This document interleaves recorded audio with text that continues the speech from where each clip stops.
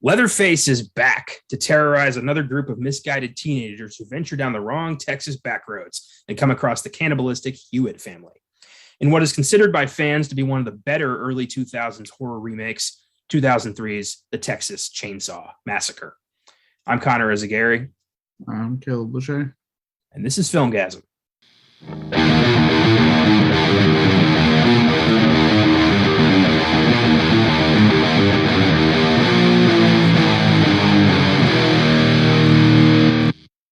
Happy Wednesday. Welcome to the Filmgazm podcast. In honor of Netflix's new Leatherface adventure coming out this Friday, we decided to dive into the 2003 remake of The Texas Chainsaw Massacre, a personal favorite of yours, I believe. Yes, I saw this when I was a teenager. And when I was really kind of delving into like the various facets of horror. And it also was like the biggest reason I have like the hugest crush on Jessica Biel to this day. Was this movie was one 772 when I hated that show, but I would see the occasional episode that she was in. She was one of the main characters anyway. For a while. I think she like left after so long. But I've always like stood by like this is one of the better horror remakes, mainly because especially if you look at like the production, they went in with a mindset of like they know they're not going to better the original film. They were aware from the beginning, from the director to Daniel Porter, the cinematographer, who was cinematographer for the original film as well. And they brought him back to do this one. To some of the producers, they went with the mindset like we're not trying to do better than the first film, than the original film, because that is already a seminal horror film. It already exists, but we're going to try to make a good film that honors that. And that I think was the right mindset to go in with this movie.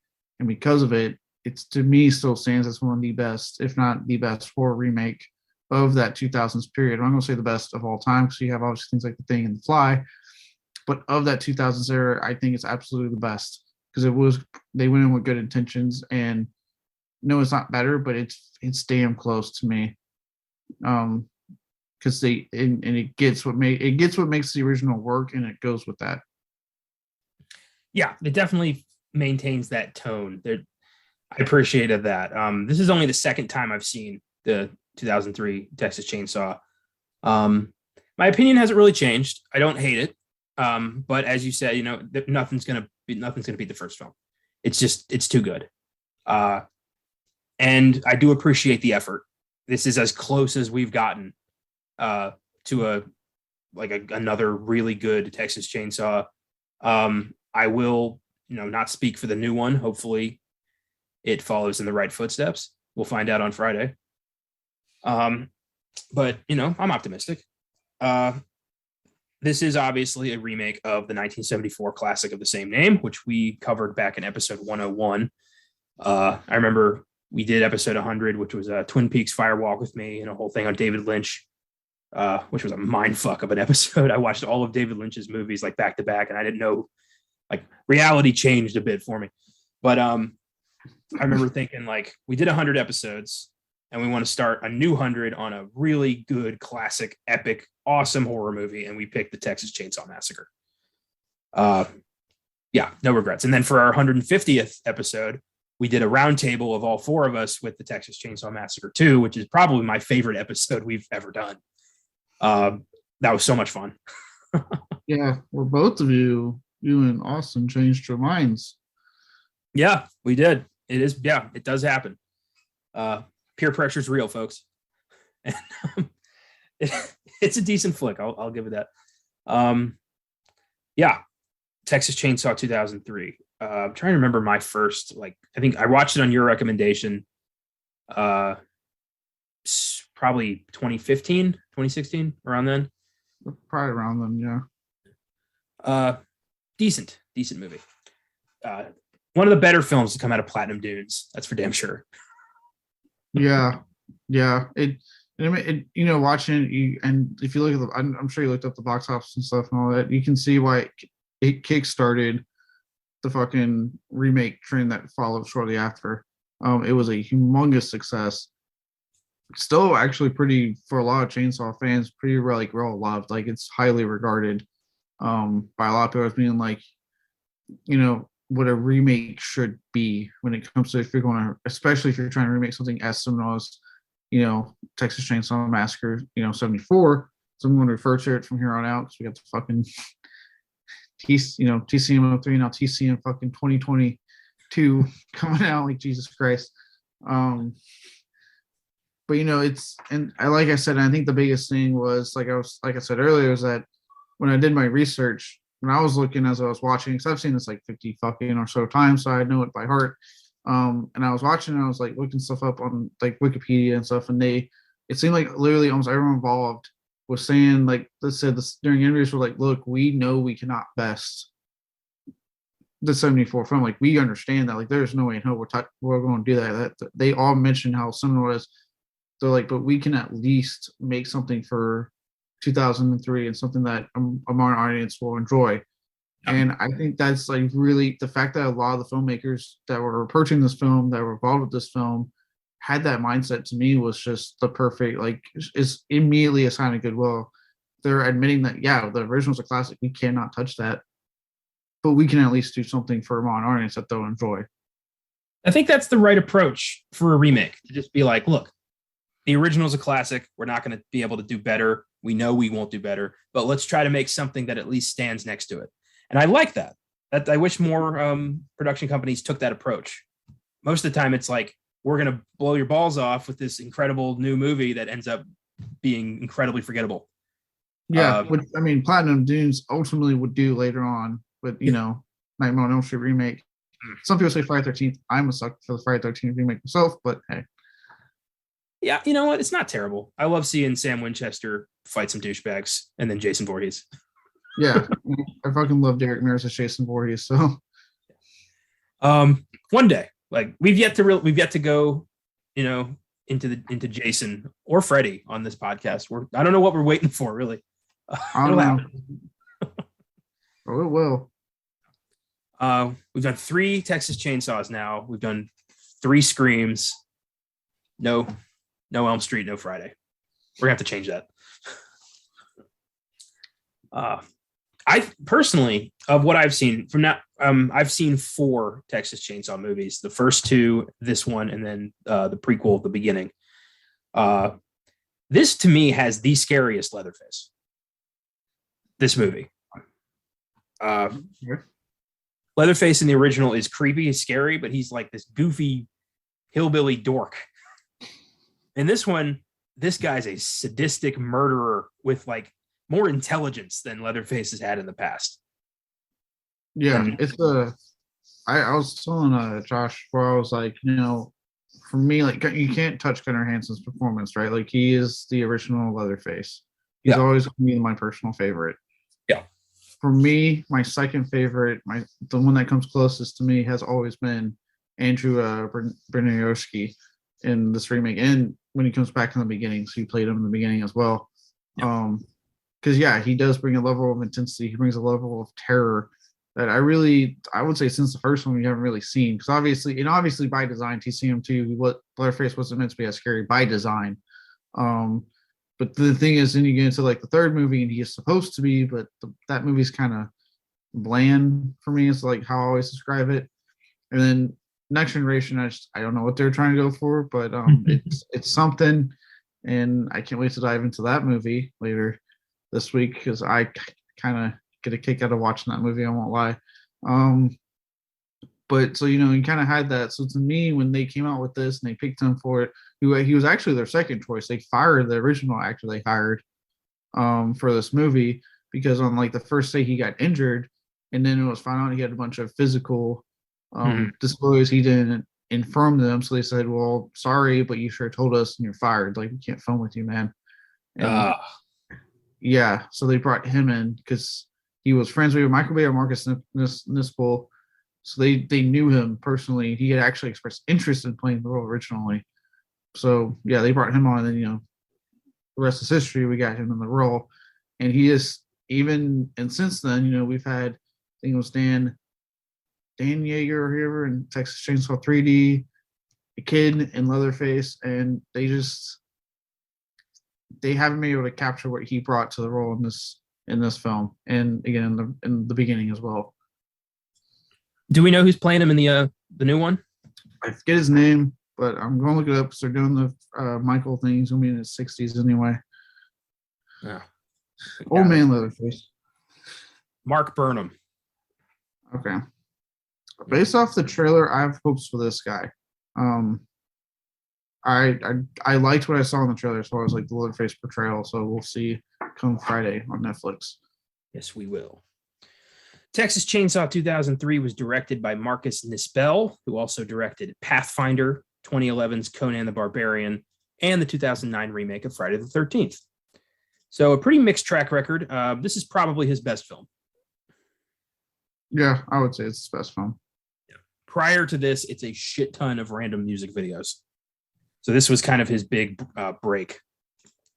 And, to be the guy who gets to reboot Texas Chainsaw and the guy who gets to reboot Friday the 13th, they clearly had faith in this guy. Yeah.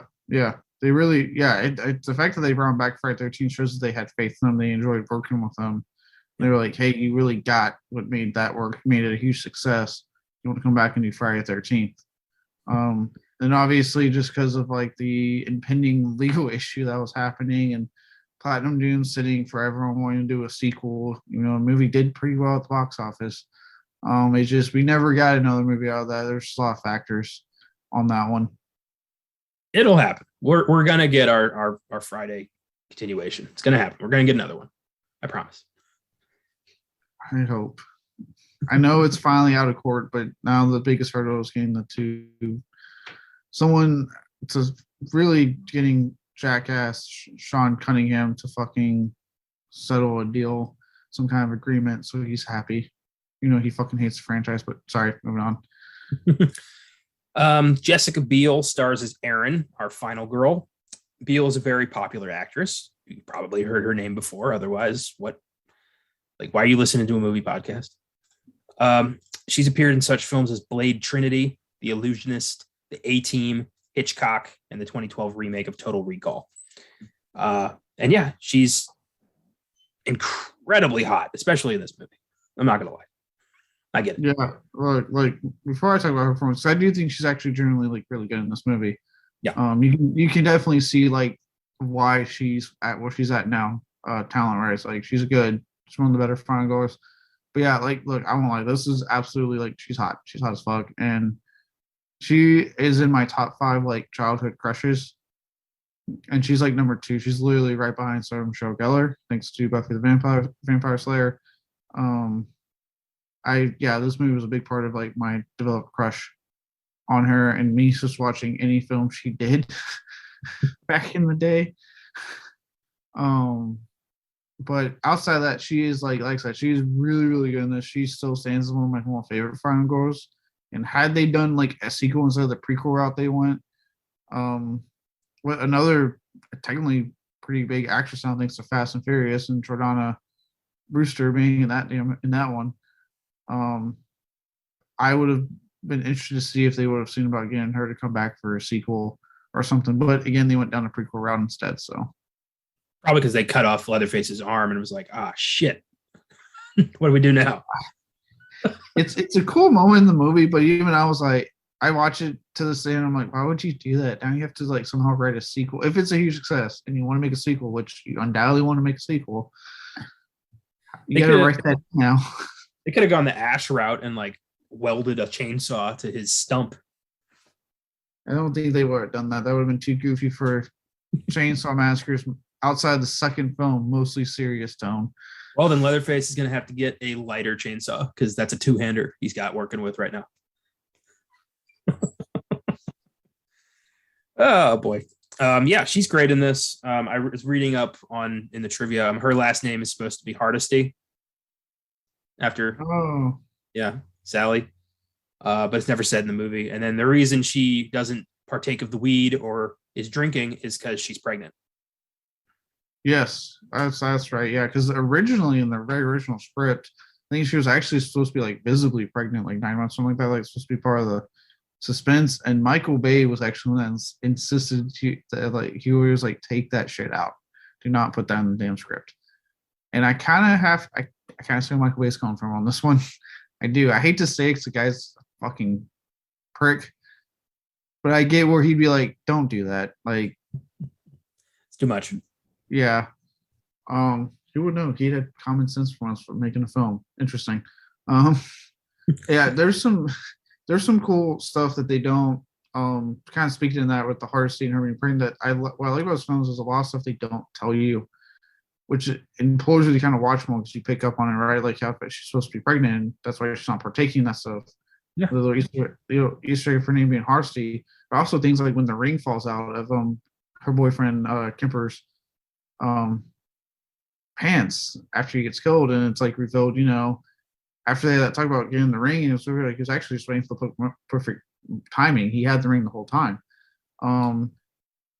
Then to like little callbacks, like one that actually like the amount of times I've watched it, and this time I was like, I never fucking clicked. But when the grandpa character turns around towards the end of the film and goes, maybe she wants to stay for supper. And it's like a quick throwaway line, but it's like their way of like acknowledging the fucking dinner scene. And then turn around saying, well, we're not going to do that. We're going to go different. I did appreciate the bone structure of the first film, but it veered off in its own direction many times. I think, to keep you on your toes, but also to do its own thing. I appreciated that. Mm-hmm. Also that like Kemper was going to propose at a Skynyrd concert. Probably while they were playing Freebird, I guarantee it. Yeah, that's exactly what was going to happen. It's really the worst song to propose to if you actually look at what that song's about and its lyrics. I'm just saying. Yeah, but nobody does. Nobody reads between the lines, as Jack Black. I know.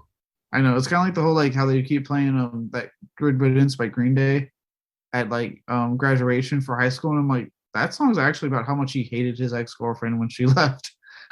And he was that was my fucking class song. Yep. I was part of the voting committee, and I was like, I was the only one who's like, maybe we should be a little creative. Like, I was like, Take Me Apart was like the most overplayed song at like graduations, but then you're like, you guys know what the song's actually about, right? Like, it's not a happy song. He's pissed. The funniest part is that they forgot to fucking play it at the graduation.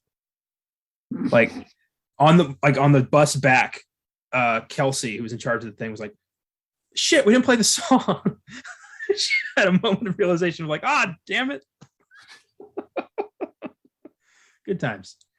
Yeah.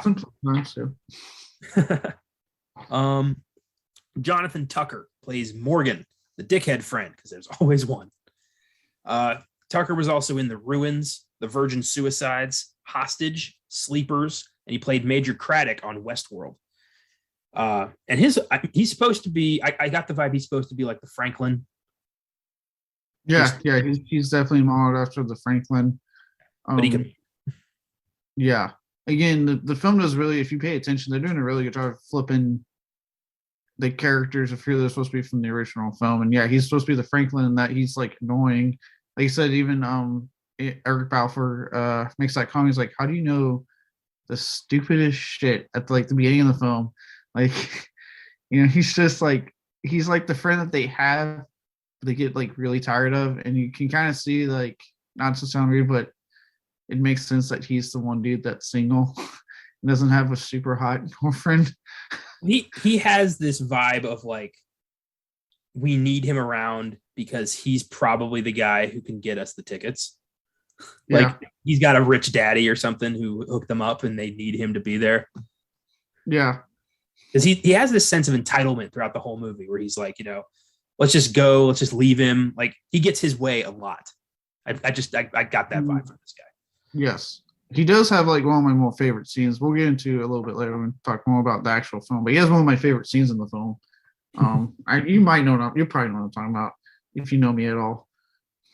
Yeah, I think so. Erica Learson is Pepper, the friend they just picked up. And it's at the beginning, we find out her and Andy like met at a like recently and have just been making out ever since. Yeah. 70s, man.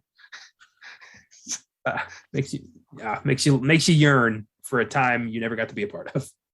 Right? When apparently you could just pick up a hitchhiker and you start making out. And again, kind of, well, they don't. I didn't really view her as like the one they're flipping the hitchhiker formula on. Like we'll get to that in a minute. But I would say she plays the. They're taking the.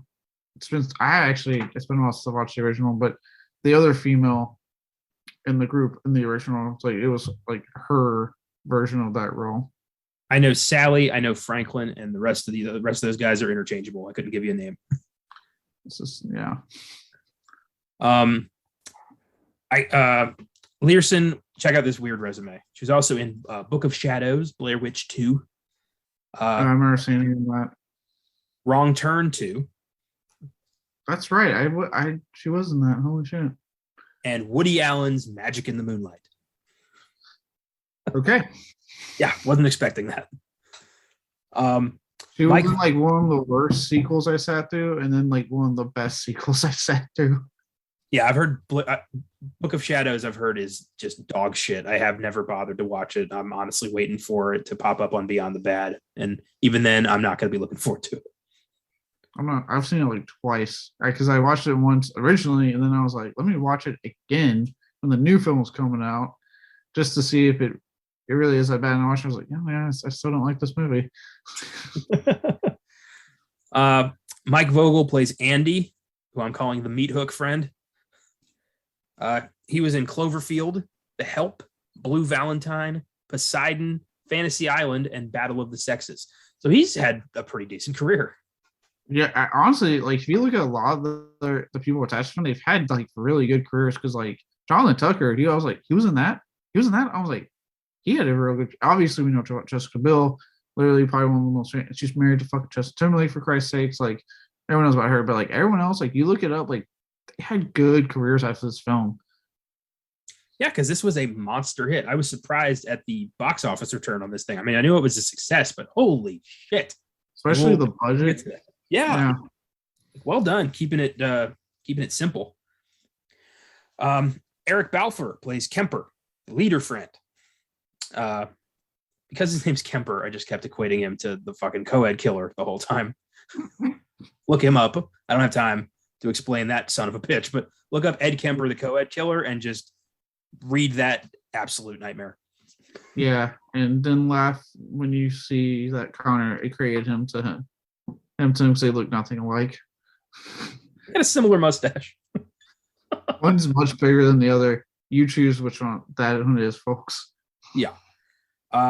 He had a lead role on the TV shows Haven and 24, and is also appearing in the upcoming miniseries The Offer, which I'm looking forward to. It's the story of the making of The Godfather. He's a highly sought after TV actor. Yeah, and he's a decent actor. Not a dickhead, and has maybe the most brutal death in the movie. It's a toss up between him and Andy to me. His is a quick brutal. Andy's is a fucking slow, drawn out brutal. Well, also like, and we'll get to it more when we talk about the movie, but just Aaron stabbing him, like she stabbed him in the gut. Well, she stabs him in the worst place possible. Yeah, he's not gonna die like quickly. That if anything, she just made his suffering worse. Yeah, I thought that to this day. Like that, it's usually like my thought process in that scene is like, really cleared up the picture. I can start seeing her nipples poke out of her very wet white suit shirt, followed by that worst place you can stab him. Why would you do that? Andrew Banarski, or Briniarski, plays Leatherface, aka Thomas Hewitt. He was also in Street Fighter, Any Given Sunday, Hudson Hawk, Pearl Harbor, and Batman Returns as Max Schreck's meathead son Chip, which I love that connection. My favorite thing about his role in Batman Returns is if you listen to his dialogue, he's trying to do a Christopher Walken accent to sound like he's his son. That's awesome. It's great.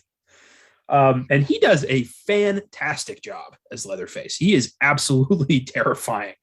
The moment you see him, it's great. Yeah. No, yeah, I fuck. We'll get more into like certain scenes that really stand out to me with him, but he's fantastic. He is terrifying. He is hulking. He to me actually does a real good job of emoting without saying a word. there's a certain shot just towards the end film, you can see the anger in his face. It was actually like shortly after what we talked about getting his arm cut off, and like the camera zooms in on him for this shot, you can just feel the anger of like, you cut my fucking arm off and you gotta wait, I'm gonna fucking, I'm gonna kill you next time. Like he's good. Like I said, I stand by that. So for me, he is absolutely my second favorite actor to portray Leatherface. Oh yeah. Finally, character actor Arleigh Ermey plays the sadistic Sheriff Hoyt. Ermey is famous for his role as Gunnery Sergeant Hartman, 1987's Full Metal Jacket, a role he never really escaped in his long career. And to this day, forever, will be Gunnery Sergeant Hartman, the man with the most creative insults in film history. Equal parts hilarious and terrifying. Yeah, and all ad-libbed on the spot. I love that story. He was hired on a Full Metal Jacket by Kubrick as a consultant, and then Kubrick saw him in action. And he's like, "Holy shit, dude, you want the job?" And he became Gunnery Sergeant Hartman and just went off on these actors. It's amazing, so funny, because he actually was a drill sergeant, so he did this for a living. He broke people for a living. Yep. Especially during a time when they could touch you. By the way, they can't touch you anymore in boot camp, but that was when they could. Yeah. And they could cuss and say whatever the fuck they wanted to say to you. Yeah. What I'm saying is that boot camp is much safer now, folks, because everyone gets so fucking easily offended. Yeah. I feel like if you're going to be a Marine, you should be able to take some insults. Look, I'm just going to say this, right? People forget that the point of boot camp is to break, where it's Navy, Army, Marines, Air Force, wherever boot camp to go to, is to break you down and have the mindset of military. Yeah, break the man and build the soldier, right? Yes. So It's not like when people think like, oh, why would, back in the day when they would just punch and cuss and insult you, it's not because they fucking hate your guts. Jesus Christ. It's literally to break you down, especially in the case like the Army's Marines. If you're going to combat, like they need to build a soldier. You have to put your emotions in check when you're out on that battlefield. Even to an extent, when I was on deployment with the Navy, to an extent, you got to put your emotions in check to make it through a very tough deployment like my 2021 because of COVID, right? And there were times I slipped. It was tough, but that's why boot camp exists. It breaks you down to build you up. Yeah, and you shouldn't be eating jelly donuts, otherwise the platoon's gonna put some soap into some socks and beat the fuck out of you. Yeah, when the lights go down. Yes, and also maybe do a better job with your guns. I've heard from a lot of people that's like the one part of the film that's like the most unrealistic. It's when he actually gets to hold the gun, because in real life they'd have that shit like locked away, locked up, like someone watching at all times type of thing. No recruit would be able to actually get a gun. I wonder if that reason why is because of Full Metal Jacket. That's true too. I don't know. I'm not going to confirm that, but I am curious. Yeah. So yeah, Arleigh Ermey. He was also in 7, Mississippi Burning, Leaving Las Vegas, and the first 3 Toy Story movies as the voice of Sarge, which I love. Oh, he's great in this. And as far as this film, like he absolutely steals the show. Like, don't get me wrong, like Leatherface is terrifying, but like there's a certain glee as a horror fan for me when like Arleigh Ermey pops up in this and the beginning, because he is chewing the scenery up. Like he is clearly having the time of his life playing this character, and he is just so good to watch. He cracks me up, and I know how that probably sounds really young. You laugh at some. He has the darkest fucking humor in this film that just it gets to me every time. Like I always laugh when they're taking the body out of the van, and that Gore makes a comment. She's like, "Oh, it's fucking gross," and he turns around and he goes, "You watch your mouth. I have the utmost respect for the dead, like anyone else." And he turns around and goes, "Get that piece of disgusting fucking shit out of the backseat of my car." My favorite moment is when he's about to go investigate the van, and he tells, I think Andy, like, "Excuse me, you want to get the fuck out of my way, son?" Just, it's perfect. It's implied that he's not actually the sheriff, right? He killed the sheriff and took the car, right? Yeah, he killed the sheriff and took the car, and from what I was actually doing some fun little research It obviously the beginning kind of shows it. They kind of take over this small town because again, remember, it's a small town in Texas in the 70s. I've lived in Texas all my life. You live in Texas, you've seen how small these towns can be in the state of Texas. Yeah. Even now in 2022, for Christ's sakes. So it's implied that they kind of placed their grip on the town. And then there was they did some comics after this film was released, comic runs that continue the story. One of them was a sequel that continued, and it had a scene where it was heavily implied that the town knows exactly what's going on, like the locals that still live there, but they don't do anything because they don't want to get on the wrong side of the Hewitts. Apparently, there's a scene in the comic where the character runs to a bar with locals in it, freaking out help me, and someone literally says comments we don't deal with the Hewitts business. Jesus. I mean, to be fair, if there was a local family, killing, slaughtering, and eating passersby, I would want nothing to do with that. Yeah, I think they said the scene in the comic, after that, Leatherface comes in and no one does anything. He just grabs the chick and walks out. Heavy implication the town knows exactly what's going on, but because obviously they don't want to fucking be on the wrong side of that, they just keep quiet and go live their lives. I want to see that scene in a movie. I mean, that's some cold, bleak shit. I would love that. And I was talking to Josh earlier. It's it looks like they might be drawing some of that ideal. I don't know if Fede Alvarez ever read the comics or what, but some of that in this new movie possibly, to an extent. It depends on the idea of because I mean, there's also he hasn't really been killing technically, but still, it looks like they're trying something from that in this new movie. Cool. One last bit about Arleigh Ermey. Tragically, he did pass away in 2018 at 74 years old after a bout with pneumonia. But another guy whose legacy is eternal. I mean, what is your major malfunction, numbnuts? I mean, that's never going away. Only steers and critters come from Texas, and you don't look like no steer, so I think that narrows it down. Now, does it, son? You would best unfuck yourself, or I will unscrew your head and shit down your neck. You look like you could suck a golf ball through a hose.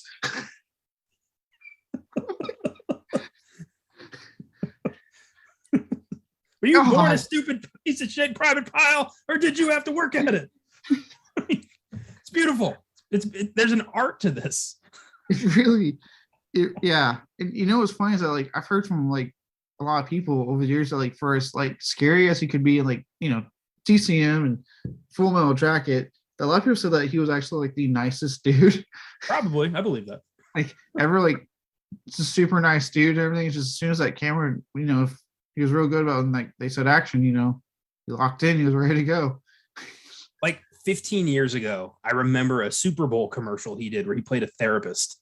I think it was Geico or something, and he's he's this guy's therapist, and this guy's bawling his eyes out. And Arleigh Ermey's you know what really makes me sick? You do. Why don't you take charge of your life for once? And he throws a box of tissues at him. It's great. It's stuck with me for a long time.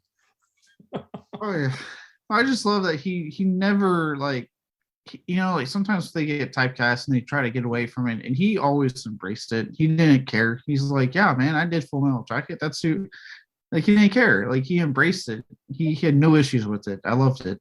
He became just the stereotypical ex-military loud asshole, and it was he played it to perfection every time. Yeah. And he could be subdued because I liked him in 7. He was very subdued in 7. Yeah, he has a lot of bit part voiceover. He's got a brief voiceover cameo in X-Men Last Stand when he's just talking about drop your medal in the box and pick up a plastic weapon. You don't even see him, but you know that voice. Yeah. It's awesome. Yeah, rest in peace, man. Thank you for the work. I'll never stop watching it. Oh yeah, never. I'll continue watching films like this and Full Metal Jacket. God bless you, Arleigh Ermey. Goddamn right. So the Texas Chainsaw Massacre has an IMDb score of 6.2, Rotten Tomatoes score of 27%. It might have been 37. That might be a typo, but regardless, it's low.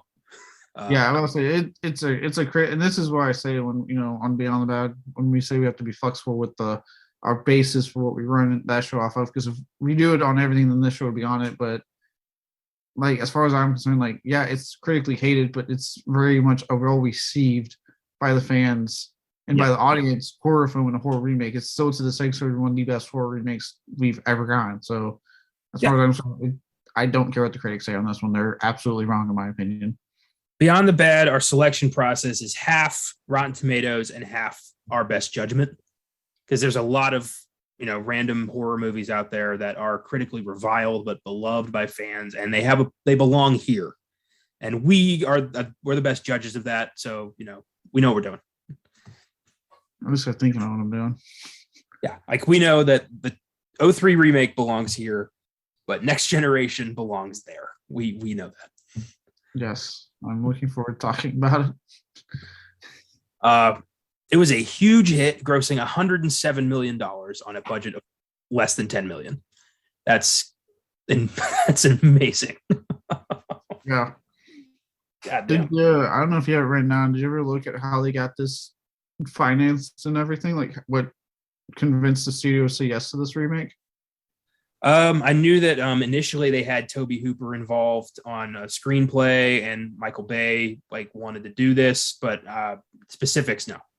Okay, so look it up on YouTube. It's one of the best fucking trailers I've ever seen to this day. To convince them to get the money for this movie, Michael Bay, and again being this movie, he was for a moment a filmmaker. Guys, I don't know what happened.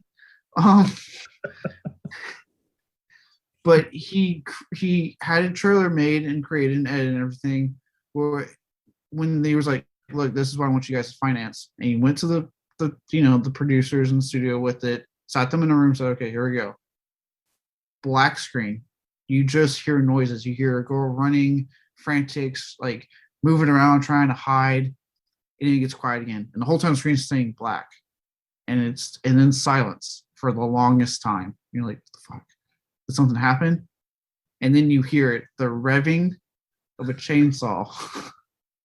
And next thing you know, you hear her screaming, and the chainsaw comes through the black screen and slices it open to reveal the title, The Texas Chainsaw Massacre.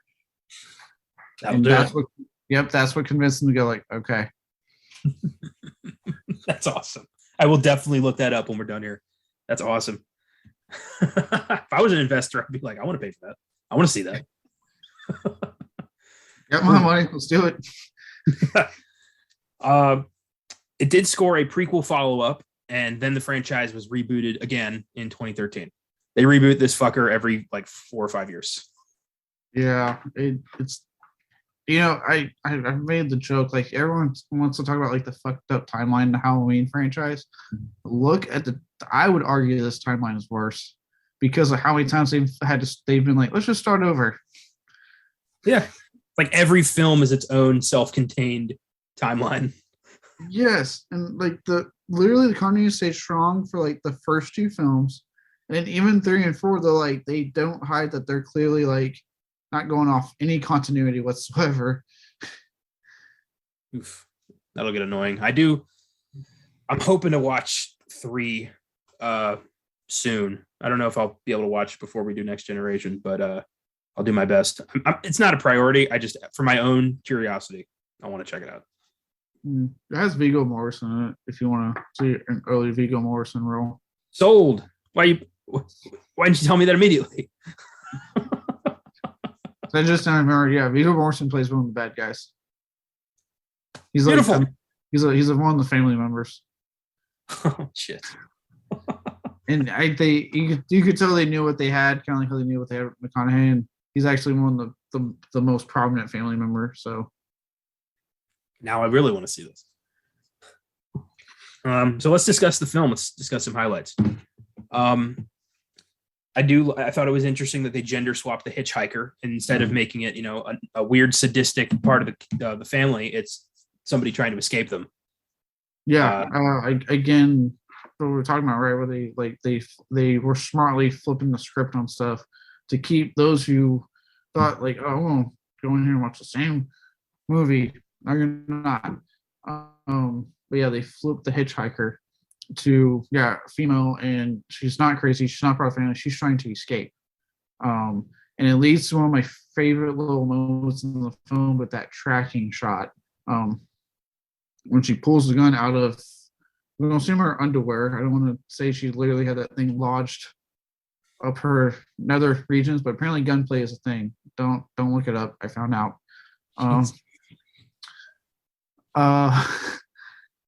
But yeah, when she pulls out and then she blows her brains out, and that tracking shot from when she pulls the trigger and it like goes through her head and out the thing, and that is a beautiful fucking shot. Yeah, that was impressive. And also, not what you expected going into this. You expect like, oh, she's going to try to cut one of them. They're going to throw her out of the van after she tries to charge them for a picture. But no, instead she's like, I can't go back. Boom. Like, great. And right there, you're like, oh, we're not watching the same movie. Yeah. I would actually argue even before that, they established that when they do the black and white stock footage. Mm-hmm. The original film, it just had the scroll, and it was on John Larroquette reading it. In this one, you do get John Larroquette. He comes back to do the voiceover. He's coming back for this new movie. But he comes back to do that voice, but it's done in a black and white, like stock footage. And then you even get the whole scene where you're seeing the tape of the cop that went down to the basement to investigate. And then it cuts to, the title and this beginning we're talking about. So I would say even then, right off the bat, they throw the gauntlet down and say, like, this is not going to be the same Texas Chainsaw Massacre. It is going to be different. So funny to me that John Larroquette is so dedicated to this franchise that he'll keep coming back to do this narration. He doesn't have to, but there's some loyalty to this franchise. I love it. Also, the actress who plays the hitchhiker is Lauren German, who you may know as Detective. God damn, I already forgot her last name. She's in Lucifer, and she was also in Hostel Part 2. Chloe from Lucifer. I was trying to remember her last name. I was a big fan of that show. It ended a few months ago. I've already forgot details. I remember, so my mom watched that show, and I remember I came in on it and I was like, is that the chick from Hostel Part 2? I was like, she's hot. She's real hot. And I kind of sat down. I was like, I'm not really into the show, but I like her. So I kept watching. Chloe Decker. And that's what it was. Okay. I know there's a lot different in this movie than she does in even like Hostel Part 2, which was like 4 years later. Yeah. Lucifer's a fun show. It's just the devil who's misunderstood, solving crimes in LA and falling in love with a human being. Meanwhile, the angels are like, hey, hell is not being led right now. Shit's running amok. And he's like, it's not my problem. It's a good show. It's really cool. And after season 3, it got bought by Netflix. So season 4 on has like swearing and nudity and stuff that they weren't allowed to do on Fox. That is kind of a selling point. Yeah. And it's funny as shit. Maybe. I'm thinking about getting into slasher soon because Shudder just not renewed it for a 5th season. I keep hearing really good things about that show. And Lucifer has a satisfying, well-written ending that they got to do on their own terms. So that's a big selling point too. It's not leading up to bullshit. You actually get a finale. That's good. I'm surprised Netflix let them do that. I know. Usually it's like you get one season, if that, and then they're like, move on. Like, moving on. Next. Yeah. Like they have. I saw the trailer for Space Force season 2. I was like, oh my God, thank you. Thank you, Netflix. I can watch this still. Well, Lucifer was only supposed to get 5 seasons, and then the 5th season was so like fans loved it so much they decided to do an additional like 6-episode final season to wrap things up a little bit more. And it was great. Lucifer is one of my like the best shows I've ever watched. Just awesome. So creative. Wasn't Charisma Carpenter in an episode? I remember her like remembering that she was in an episode. I think so. That sounds familiar. I think she was in one episode. Takes place in LA, so there's a lot of models and actresses and stuff. God, the devil, angels, like various biblical characters. It's cool. The Chuck from Supernatural is a major character in the last couple seasons, not as God, but as somebody else. But I'm like, God is playing somebody else in this show. It's like, it's weird. Or last week made him God again. Now, God is played by the Allstate guy. That is actually kind of perfect. It worked. It really worked. Beautiful.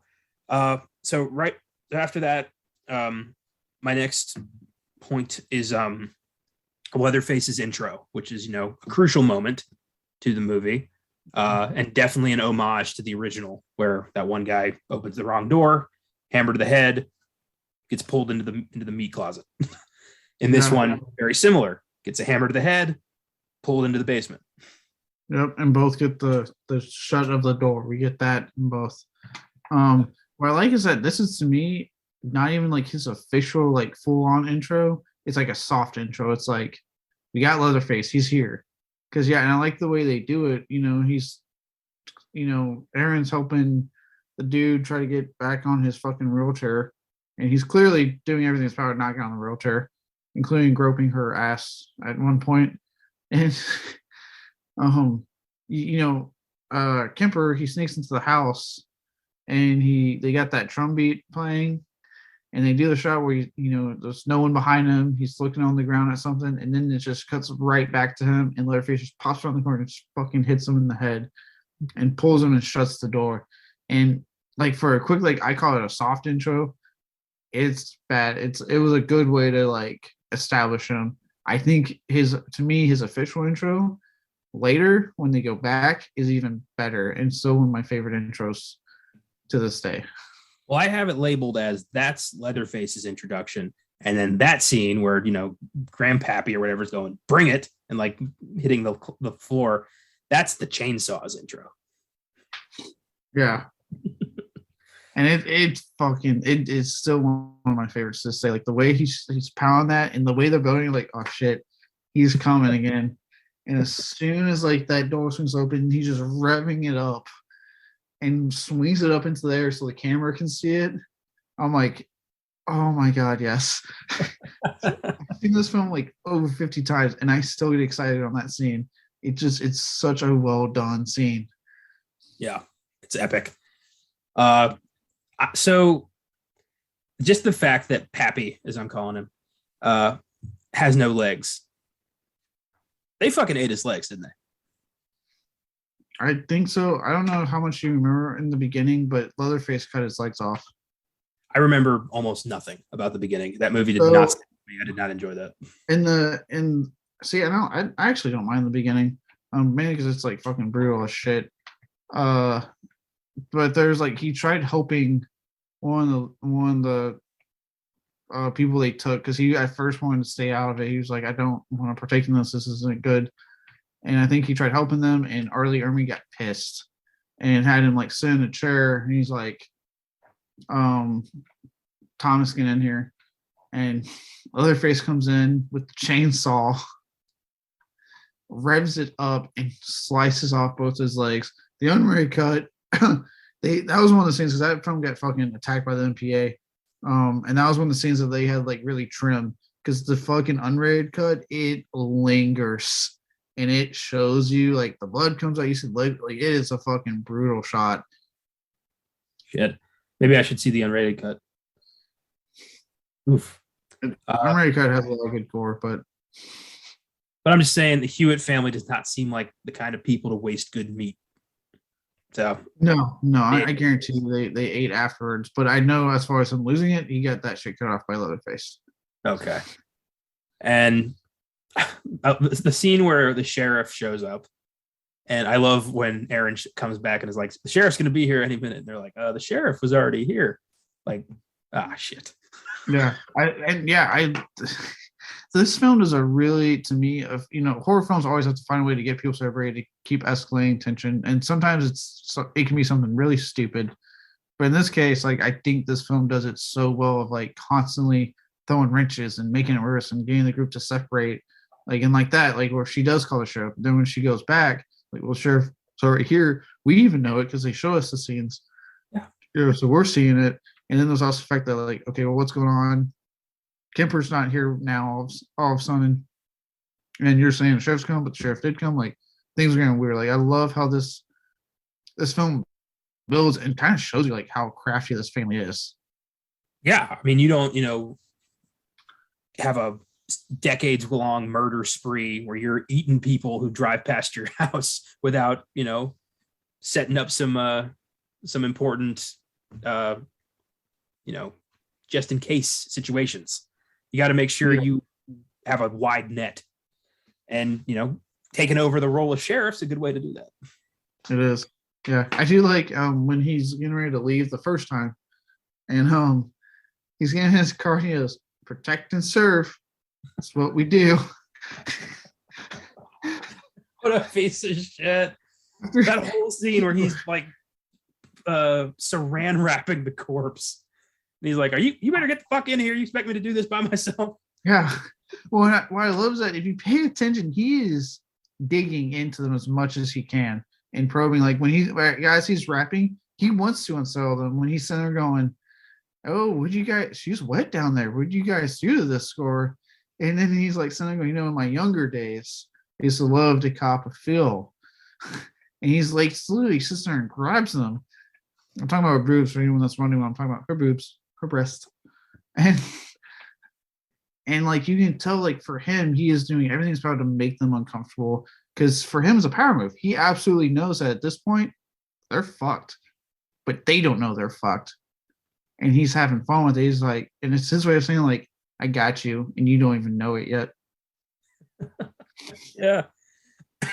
It's so twisted. And you just it lets you know as the audience, like, this guy's not on the up and up.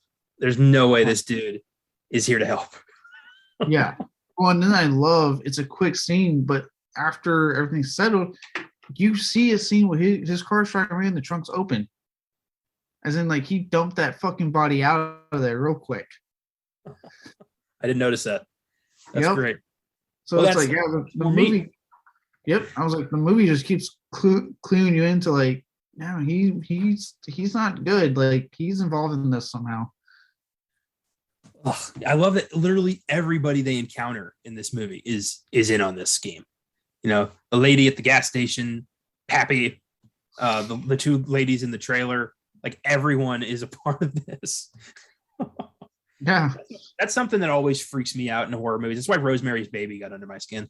This idea that no one can help you, that everyone you go to for help is in on the joke except you. Like, that is absolutely terrifying. And this film really plays that up. Yeah. Like I said, I think that's what, and again, it's what makes it stand out from like the original is that they say, okay, how can we make it stand out? Well, let's play up the family aspects more. Let's incorporate the towns more and show that, like, this is a well-oiled machine. Like, that this is a situation where, like, people don't, in this case, our core group of characters don't even know they're fucked. They still think, okay, we're going to get the car fixed. We'll get the body out of here. We'll go on our way. We'll be fine. They don't know how fucked they are. Dude, when the sheriff, like, busts them for the joint, when he's like, what the fuck is this? Like, he goes, like, full abuse of power over that. And they're like, our friend's being killed with a chainsaw. He's like, get the fuck out of the car. Laid down. Just, the way he curses is beautiful.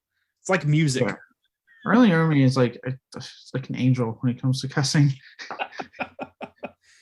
Oh, and the scene where he has Morgan put the gun in his mouth, which is the scene I was talking about earlier, and that he has one of my favorite scenes in this film. Yeah, that is grisly and so just unnerving. I mean, you kind of have a feeling the gun's not loaded, because why would he give this dopey kid a loaded gun? No way. Well, you have a feeling at the same time because of how he's acted, because of what you've seen already in this movie. And we'll go back to like Andy's death in a minute, because this was after Andy's death, or Andy's beginning of his long drawn out death. That at the same time you're like, well, maybe it is loaded. Like, it wouldn't be above him to fucking have a round in there and just to see what happens. But no, dude, this scene to this day, to me, is one of the most intense scenes ever put to fucking like 2000s horror. Like, holy shit, the moment he grabs him, is like, get in the fuck, and he's like, I want you to tell me exactly what happened. He's like, I did that. Well, now you're going to show me. And you're like, oh shit. And everything from how he like has him sit in the fucking spot when he's like, I love his line. He goes, see, it's already not adding up. You're sitting there, but the bullet hole's right there. And I'm like, oh my God. And then, like, yeah, when he hands him the gun, he goes, put the gun in your mouth. He's like, what? He's like, put the fucking gun in your mouth. Like, just yells at him. And then to me, like, icing on cake is when he has this, obviously being, I guess, a good gun, knowing his thing about guns, don't put your fucking hand on the trigger anytime you're holding a gun until you mean to shoot it. Yeah. For those who don't know about guns, that's a golden fucking rule you should always follow. Trigger discipline. It's important. Yeah. But he tells him, put your hand on the trigger. And I remember sitting there, and Tuesday I started going, oh my God. Like, it just builds and builds. Arleigh Ermey is so good at fucking building that scene up and making it more intense, to the point that when he finally pulls the gun out and aims at him, they're like, what the fuck are you doing? You're making it worse. Like, and Arleigh Ermey's just goading him on, like, pull it. Just fucking pull the trigger. And you're like, oh, and that's when I would feel like for some people, they start to click, like, maybe it's not loaded, because he is way too willing to let him shoot that thing. Yeah. Well, he doesn't think he's got the balls. And then when Morgan actually does fire, he's like, well, look at that. Now you're a killer. Like, just, oh, man. And he pulls out his actual fucking gun he was hiding the whole time. Oh. Yeah. Rough. And then I like the defining moment is when, well, for me anyway, is when he's got Morgan in the car, and then he says, like, gets on the radio, and it's like, those two fillies are ready to go. Like, oh, okay. So he's not only in part of this, he's leading this fucking thing. Yeah. He lets them know, which leads to another, like, really fucked up Morgan gets abused crazy in this film. And he is asking him, his questions like, what are you going to do with those tickets now? Hot shot. Oh yeah. He's like, where are you trying to go see Skinner? Skinner? Hell, even I like Skinner. That's something we have in common. And he's like, what are you going to do with those tickets now? Hot shot. And Morgan just goes, you can have them. And then, oh my God, that whole, like, are you trying to bribe? Is that bribery? And just fucking, without warning, fucking slams his bottle into his face. Jesus. The whole time I'm thinking, I bet that Skinner concert was a lot of fun. More fun than what they're having. Yeah. Like, every one of them would have gotten laid. Aaron would have got proposed to. Life would have been wonderful. But you had to pick up that fucking hitchhiker. Yeah. That's got to be the best lesson of this entire franchise. Just drive past them. Don't ever pick up a hitchhiker. Oh, yeah. This movie was the biggest reason I don't pick up hitchhikers, like, ever. Yeah. It's weird. Back when you used to live in Lakeline, or around that area, whenever I drive to your place, it was a long drive. And I take back roads to, like, on the way back to try to shave some of that time off. And those roads always reminded me of the Texas Chainsaw Massacre. Just so much for so long. And then the occasional farmhouse and, like, dead end plant. And I just wonder, like, if I ran out of gas right here, am I coming back? No. You want to add an extra layer of fear to that? A good chunk of that area you drove through, because they filmed this one in the Austin Bastrop area. God. Fuck. And as a lot of people know, for the Texans, you don't. I know a lot of a good chunk of ours probably isn't from Texas. The way Austin's being built, the word you're talking about, that has not been built up as much. It's getting built up now because so many people are fucking moving to Texas. But as it stands, like, that's not super built up yet. There's still, like, just stretches of nothing out there. So I was right. I was right to be afraid. Jesus. So Andy's death, we glossed over that a bit. Let's talk more about that. Jesus Christ. Maybe the most painful thing in the movie, apart from that time Morgan takes a chainsaw to the crotch. Yeah. I don't know. Yeah. Chainsaw to the crotch or meat hook in the back. What are we going for? Honestly, meat hook in the back. So it looked like the thing with the chainsaw to the crotch is that he did die pretty quickly. So the pain went away. Granted, it's because he died, but still the pain went away. Whereas Andy was alive, implied when he got snatched up, it was still sunlight outside. By the time Aaron horrendously stuck a knife into him to end the pain even slower, it was already night. So he was up there a while. And then let's see the stuff that led to that meat hook, right? So Leatherface has this big intro we talked about that I really to this day enjoy. They run out of the house, and which is a cool moment so long where they close the door and then he gets that pipe and holds it up in time for the chainsaw to hit, so it doesn't hit him. Yeah, the tire iron. Yeah, that was bad. And they get outside. Aaron runs in one direction, Andy runs another. He just wanted to do like their laundry because it's the 70s and it's fucking smallest Texas town and it's a backwoods fucking family. So of course they do the laundry outside and they hang it up to dry.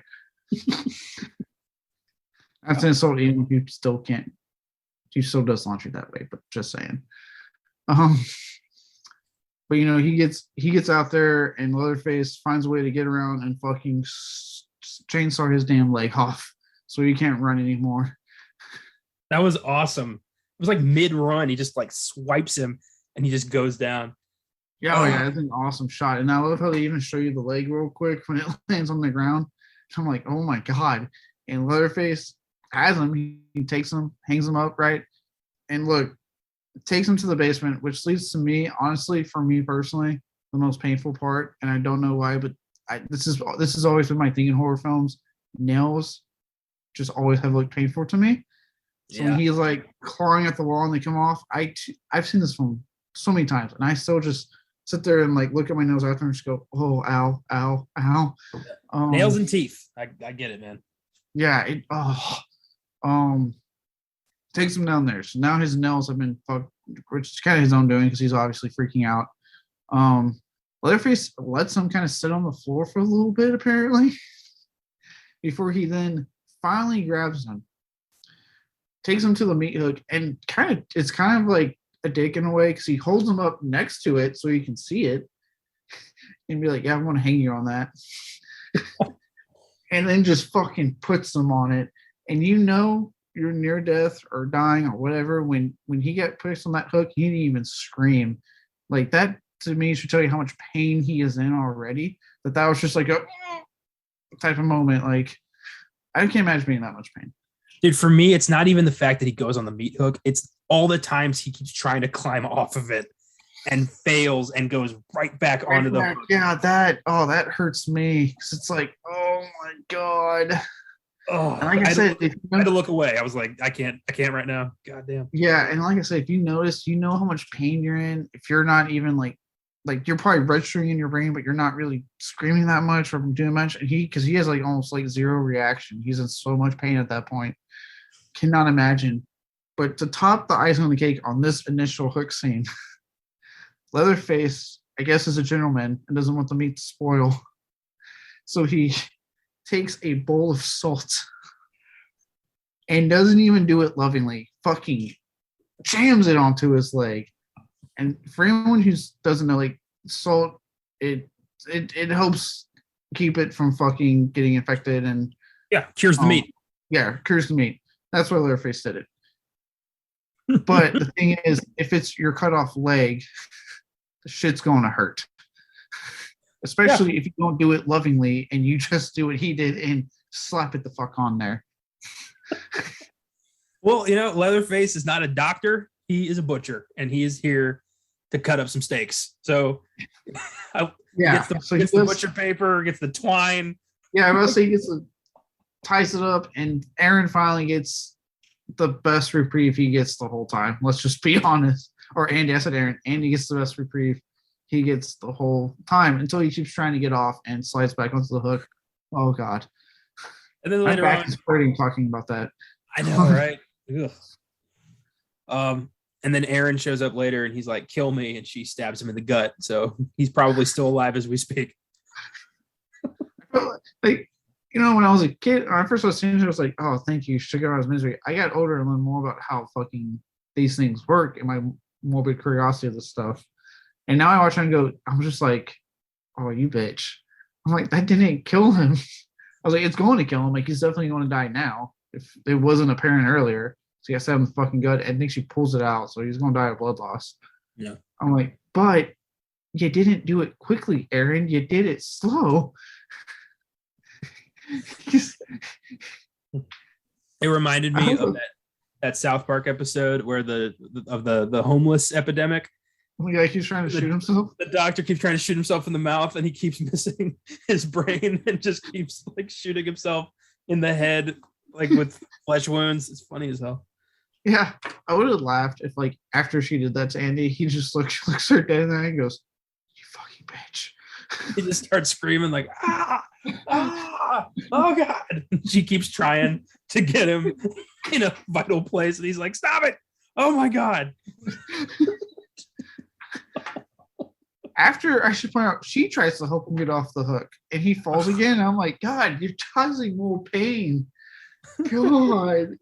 I would have been like, you know what, just don't touch me. Just let me die slow on this. One of my favorite little moments is when Leatherface is stitching up his new mask, and he and Aaron have a confrontation, and Aaron sees him with her boyfriend's face. And she just realizes, like, oh shit. Yeah, when he attacks the van after, and this is actually kind of tying back to us kind of getting now back onto the plot. Because this is after he makes that call to the house. And then, they're trying to start the van. It fucking breaks, and Leatherface fucks that van up. He is all about getting to those two chicks. And he gets the one. I should point out, while this film is gorier, obviously, than the original film, I implore you to still give it a shot, because there's still quite a bit they don't show in this movie. It's actually kind of surprising the amount that they don't show. Well, I'm sure they had to trim it back, to avoid an NC-17 rating. Right. And again, it kind of works because it just comes off as like honoring the original. Like, we're not going to show you everything, but we're going to make you think you saw it. Mark. And he has that moment where he just looks at her in his fucking Kemper's face. And it's just, she's like, oh shit, okay. It's like, it's almost like she has now a full understanding of like the shit she's in. Well, and also like Pepper, gets a chainsaw swipe in the back and just ends up on the ground, and Leatherface just like drills her with the fucking chainsaw. It's such a brutal death that you don't see. Yeah, but it's so implied. So you mentioned this little moment with the face. There's another little moment that happens when he's like making like the face and stuff. And I know not the ring thing. I know we already kind of touched on that, like that nice little moment. You're like, oh shit, he was going for pros. There's a quick scene where Leatherface takes his mask off. Yeah. And for a second, you see his real face. And to me, it's a really effective scene because I think up to that point, off the top of my head, having seen all the films, you don't really see his actual face. It's always in the mask. So this is like the first time you actually, for a second, see it. And they did a good job of making it effective. Like, you see, like, he has like no nose because of whatever. They mention it later in the film. They talk about he has like a rare skin disease that's eating away at his fucking face. And it's kind of a haunting image. You're like, and again, it ties into like why he does what he does, why he's putting on other people's faces. He wants to personify these people because he's ashamed of himself. Yeah. And he also really enjoys torturing these fuckers, because there's a level of sadism to this Leatherface that I didn't feel in the first two movies. Like, it really felt like he was an errand boy, like he's just here to do what daddy says. But in this one, he's like, I'm gonna murder these people and it's gonna hurt. Yeah, it's like there's anger to it this time. Like, yeah, there's rage. There is still a bit of him that's like, because you see it. There's like a scene. It's later on. We'll get to it when she ends up at the house, and you kind of see him crouch behind a counter somewhere, and you can see there is a bit of like he's ashamed of himself and hates what he does, but he's still filled with this rage, and he's just like, I'm gonna fuck these people up because they got what I didn't. Yeah. I would love an existential Leatherface movie where he's just like, who am I? Why? Why does no one love me? As he's sawing into a teenager, he's like, why am I so lonely? God damn. We're not getting that, but we are getting him apparently sawing a bus full of cancel culture bros in the upcoming film. It's going to be so satisfying. I'm not going to lie. I am looking forward to that specifically.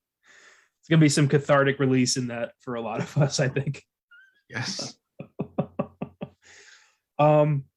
So Aaron Does she find Morgan before or after the scene with the ladies in the trailer? After, because she run after the van, she's running through the forest, and she ends up at the trailer. And Okay, they take her in. And That's right. again, this film being a lot smarter than I think people give it credit for. If you pay attention, and she gets in there, and that tea kettle is going off, she's like, "Turn off! He's going to here." They show the scene where Leatherface is coming in with the chainsaw revved, and the moment he steps out of the tree line and he sees the trailer, you hear him shut the chainsaw off. Yep. Almost implying like, "Oh, okay, she's here. Cool, I'll wait," because like they're in on it, like they're part of the family. So I was like, I caught that when I watched this. I was like, "Holy shit!" You hear him like legit turn that shit off and just leave. Oh my god, that scene is so cold. It's, you think like, oh, these two ladies with a baby, she's safe, but no. And the moment you really realize it is when the phone rings. You're like, oh, so they lied to her. Okay, she's fucked. The tea's probably drugged, and the giant lady constantly smiling at her really got under my skin. Yeah, she is creepy. Like I said, this scene, like you said, does a great job of like showing you like she's not safe. Like you said, they tell her they don't have a phone, and then the phone rings. And I think she even says it. She's like, "I thought you didn't have a phone." And like she's freaking out about it. And then you start getting suspicious of like, why is she trying to shove that tea down her fucking throat? And then another thing that kind of gives away is when she smacks the tea up her and she's like, "I don't want your fucking tea. I need a phone." And then the chick in the chair that creeped you out so much, because her smile was creepy, made the comment goes, "Oh, you shouldn't have done that." There's also something so creepy about Southern women calling people child. Like that really freaks me out. I don't know if that's just like me not growing up in the South, or just like, weird, because like I've been called plenty of stuff by Southern women, and not child. It's usually something like sweetie or darling, if you're, they love to say that shit. Yeah. Things like that. Young man, for some fucking reason, every so often. Usually, if they're trying to be a little more stern to get your attention. Not child. I've literally never heard child. I've heard bud from like uncles and stuff all my life. Well, it's just something about like, in horror movies especially, when they're just like, "Oh, it's so nice to see you, child," or like, "Welcome back, child," things like that. That's disturbing to me. Yeah, because it's legit. Like, not a lot of Southern people say that. Like, it's like some voodoo shit. Reminds me of the Skeleton Key. You see that one? A long time ago. I remember at the time I didn't like it, but I also have only seen it once years ago, so I don't remember too much of it. Same. Those two ladies never really get theirs. That bugged me. Aaron gets the baby out of there, but I wanted her to fuck up the rest of this family. Again, I think had they gone a sequel out, we probably would have seen that, but they opted not to. Yeah. So she escapes the family the first time with Morgan, who's traumatized to shit. Him in the bathtub, just like, this guy's been through some shit. If you think about it, him and Annie go through the worst of this. Well, they're men, larger, thicker meat. So, Leatherface probably prioritizes these guys. It's fucked up. That's probably why. I like how you're so good at this. Like, what are you doing in your free time? Eating. What are you doing?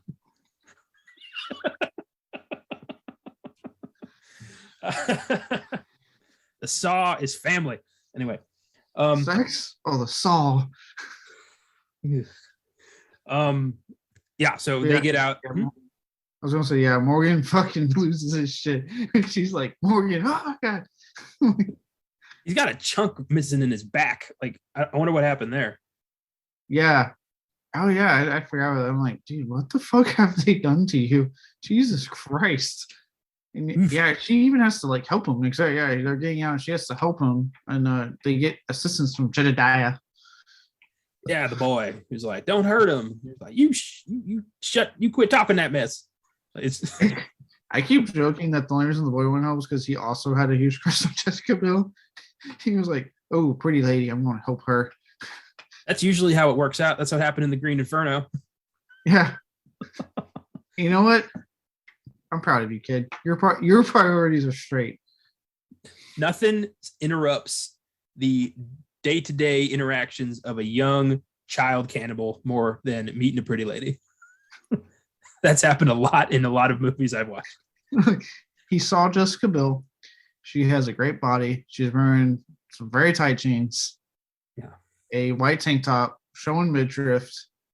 At the time he was getting her out, she had gone, I think she had fallen into the thing of water because they don't take care of their basement. And I'm sure he went, yep, I'm hoping. Yep, I'm helping her get out. Yep. You know what? God bless you, kid. You're the salt of the earth. So they make it to that like shed or whatever, and Leatherface eventually, finds him and hurls Morgan up on the chandelier and just bisects the motherfucker. Yeah. And you know what I love is Darsh pointed out too, with stuff he came in on this scene. The amount of times they're like, let's put something against the door. It should stop Leatherface. And I'm like, I don't think you guys realize how like a chainsaw works and Leatherface works. Doors are impervious to him. Dude, when they get out of the basement and they try to block it with a piece of wood, like, dude, in his own house, I'm like, you realize he can just walk out the other door. It's his house. Yeah, it's funny. Like they put the couch there and they're like, this should work, and I'm like, it's a couch. And sure enough, Leatherface uses the chainsaw to get through and just bust through. Because again, Leatherface don't give a fuck about any doors in this. If there's one thing like that never stops Leatherface in this entire franchise, it's doors. He doesn't give a shit. He's got no pride in his home. You broke the damn door. Ain't you got no pride in your home? And even when she's hiding, a wood wall does nothing because he uses his whole body to whore himself through and grab her. And Andrew Banarski it was Andrew, right? Yeah, Andrew Banarski is no small dude. I mean, this dude's pushing like what, 6'5", and I was reading into his diet for this. He ate nothing but brisket and white bread to prep for this. Which is easy to get in Texas. Yeah, there was no problem there. And he ballooned up to over 300 pounds, and Leatherface, a beefy motherfucker. So well done. Yeah, and no, he was big. And then like you said, Morgan finally has misery ended. He goes out pretty painful because Leatherface is like, I'm going to cut you from the crotch up. If I was, if I had to get killed by a chainsaw, I'd prefer it wasn't dick first. That's just the worst. Jesus Christ. Ouch. Again, you don't see it probably because the MPA was like, no, I'm going to show a guy getting ripped in half dick first with a chainsaw. Go back to the drawing board. Then they relented on Eli Roth with Hostel Part 2 and having a dick get cut off at the end. Makes you wonder, doesn't it? That like Texas Chainsaw, they can be like, that's too much. And then Eli Roth literally has a dude get his dick cut off and you see everything. And they're like, we'll give you an R. Already, no problem. Makes you wonder what they had to tell him to cut out to keep the dick. Because that's how it works. They give you like a crazy over the top cut so that they then have, give you something to take out so you can keep what you really wanted.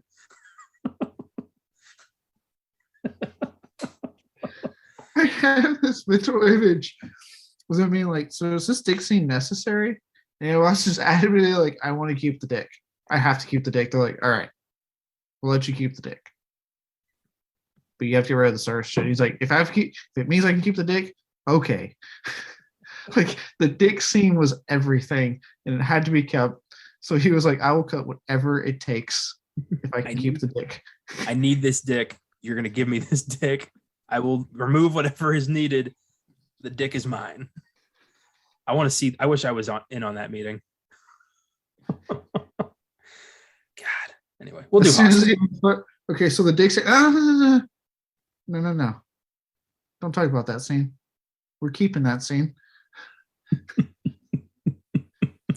Just he goes back to next week. They're still on him. He's like, I thought I made myself clear. Did I not deliver a hit with Hostel? Like, what more do you want from me? All I'm asking for is the dick. Like, there's so much. Oh boy, yeah. When we get to Hostel, we'll go back to this, obviously. Eli Roth, he wants to keep the dick. Lauren German cut that dick off. I need to point that out. Was it her? Oh, good for her. She's in Hostel Part 2. That's why I said she's in Hostel Part. That's how I knew about her. Okay. And the fact that that's why when I watched Lucifer, when I was watching Lucifer, and I was like, Mom, who is that? And she was like, I don't know. I was like, oh my God. I was like, what are you watching? Lucifer, and I looked it up. And I'm like, holy shit. I was like, she's like, what? I'm like, she was in Hostel Part 2. She emasculates Lucifer in much more metaphorical ways in that show.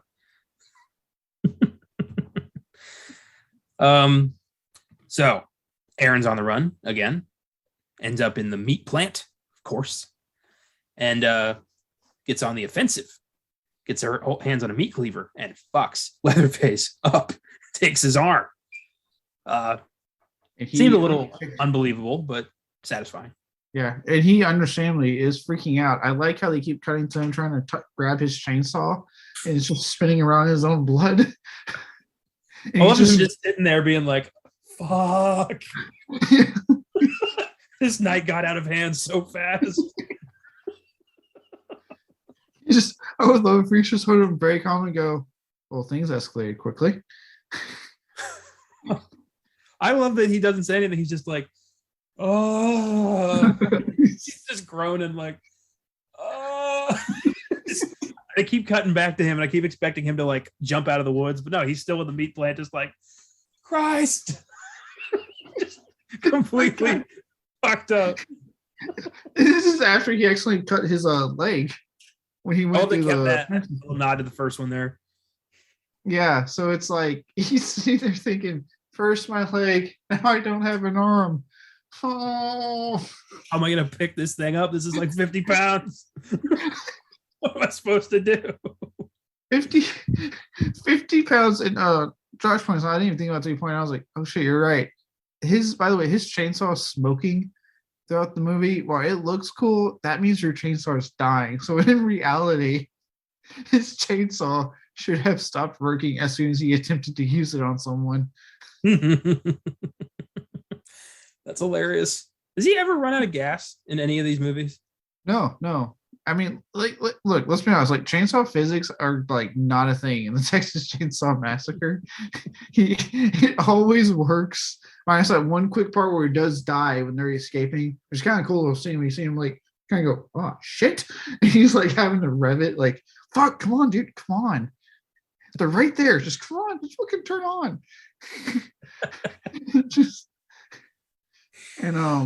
Yeah, and then like I'm sure we're gonna get even more outlandish shit in this new one. Like the fact that we see a part where he uncovers a part of his wall and pulls the chainsaw out makes me go, oh, so we're gonna have a scene where like he's had this thing hiding for decades and it's going to work as if it was brand new. Okay. Yep. He's not gonna put any gas in it. He's not gonna oil it up. He's just gonna rev it once and it's gonna be like immediately. Because yeah, okay. Yeah. To be fair, you never see Freddy sharpening his knives. You never see Jason going to get a new machete. You never see those moments.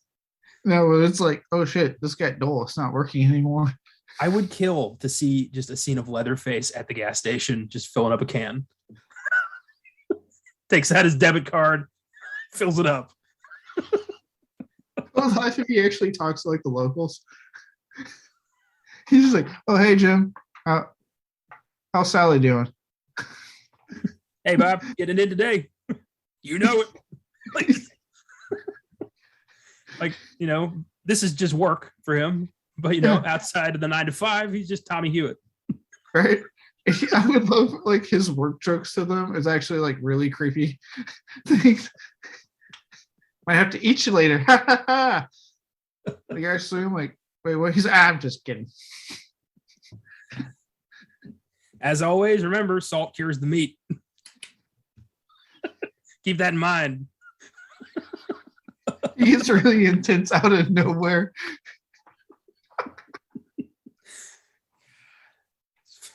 That's funny as hell.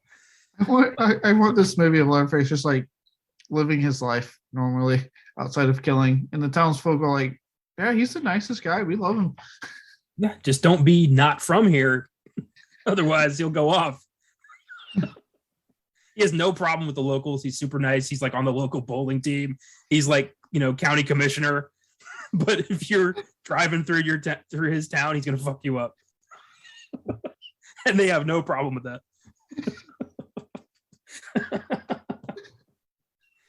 Oh, I love this. I want to see this Texas Chainsaw spinoff, like Leatherface during the day. Yeah, I would love to have like a random scene where it's like the locals at the bar one night, and just like I described in that comic, like they run in, she runs in screaming, frantic, but instead of like an ominous, like, oh, we don't mess with the Who is, everyone's just like drinking, ignoring her, and you see Leatherface, it's all background. Leatherface comes in and grabs her, and no one stops joking about like their week or work. Even better, it's like he's Norm from Cheers. They're like, Tommy! He's like, hey, folks, I'll tie one on later. Got some work to take care of here. Well, first, let me just take that. Grabs her by the hair, drags her out of the bar. As soon as he shuts the door, like, Tommy, what a nice guy.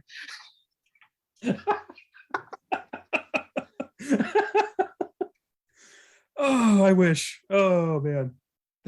I'd see that. That would sell. That'd be the most successful film of the franchise.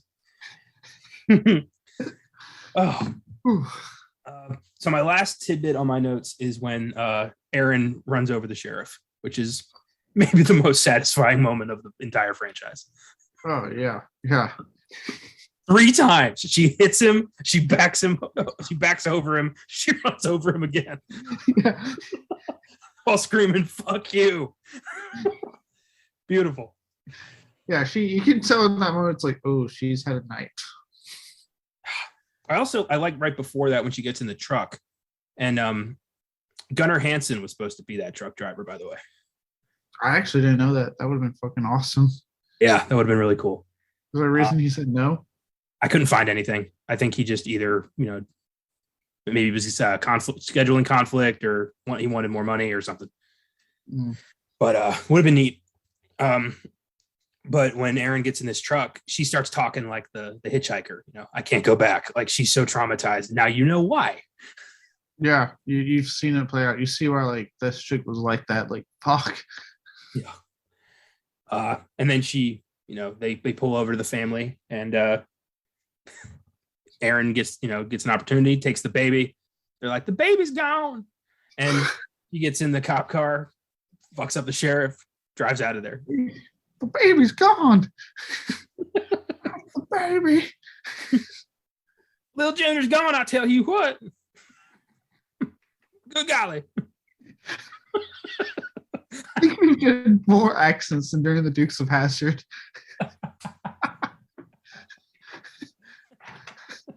Oh God.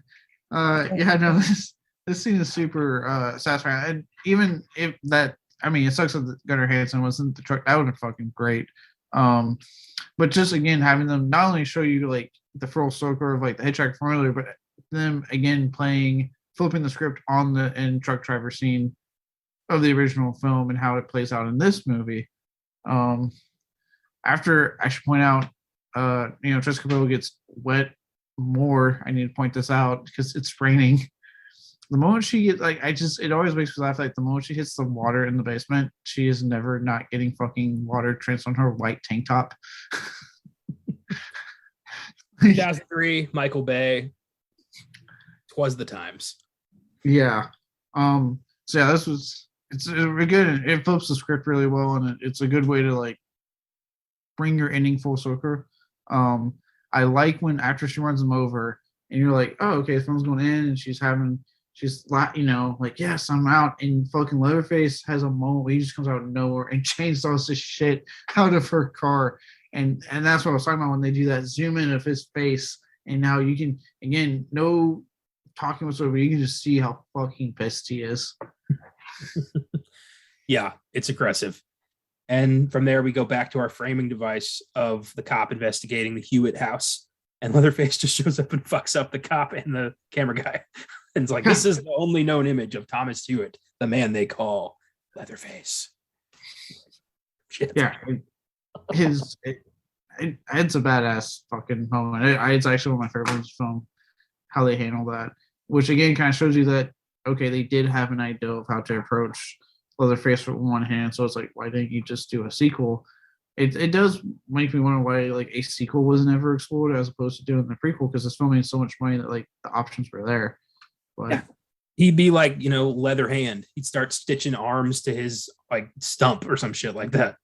It wouldn't work, but he'd like swing it around like some floppy appendage. ooh. I don't know. They'd figure something out, I'm sure. Or they just completely ignore it and just have him have two arms. It's probably what they would do. They probably would. They'd be like, yeah, it never happened. What are you talking about? I can watch the first film. I own it. Nope.